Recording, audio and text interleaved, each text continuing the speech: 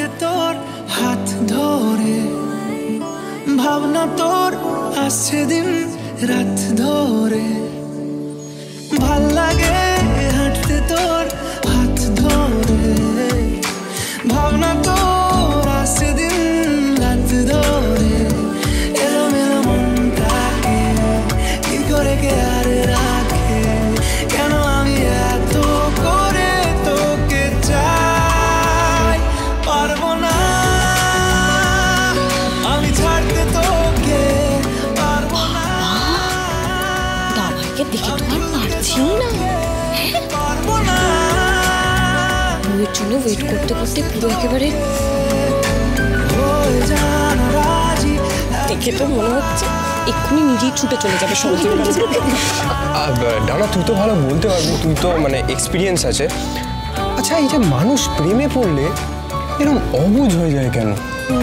মানে দা ভাই ইগারলি যতই ওয়েট করুক, মানে পাইচারি করতে করতে পায়ে ব্যথা হয়ে যাক, কিন্তু সরোজিনী যখন আসা তখনই তো আসবে, উড়ে তো চলে আসতে পারবে না। এটা তুই যতক্ষণ না প্রেমে পড়বি না বুঝতে পারবি না। এটা ঠিক অবুঝ হয়ে ছোটাছুটি করার ব্যাপারটা নয়, এটা হচ্ছে টান। কিসের বলতো? ভালোবাসার টান।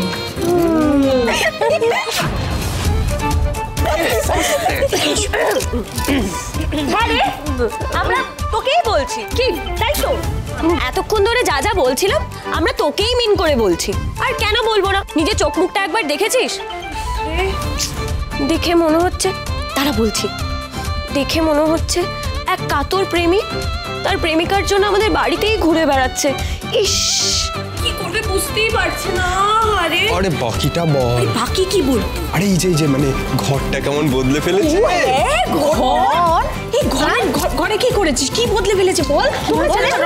না বাবা, কিছুই জানে না এরা। আমাকে বল না। শোনো বল, হ্যাঁ ঘরের যে ব্যাপারটা, ঘরে তোরা কি শুরু করেছিস বলতো? হ্যাঁ আমি এখন ব্যস্ত আছি, তোরা যা। এই তুই কি ব্যস্ত আছিস রে? দেখছিস সারা ঘর মাত্র জামা কাপড় ছড়িয়ে রেখেছিস আর বলছিস ব্যস্ত। কোথায় ছড়িয়ে রেখেছি? কোথায়? আমি জামা ট্রাই করে দেখছিলাম। আসলে সরোজিনীকে সারপ্রাইজ দেবো ভেবেছি, কিন্তু কি দেবো সেটাই বুঝতে পারছি না।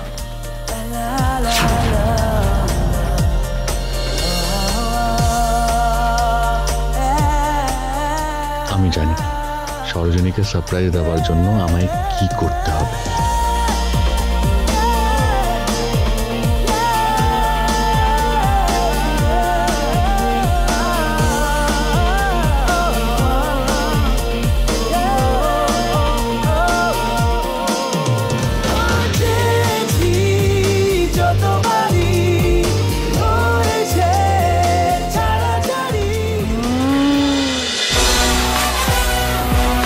বুলেট সরোজিনী সোম থেকে রবি প্রতিদিন বিকেল 5:30টায় স্টার জলসায় ও জিও হটস্টারে।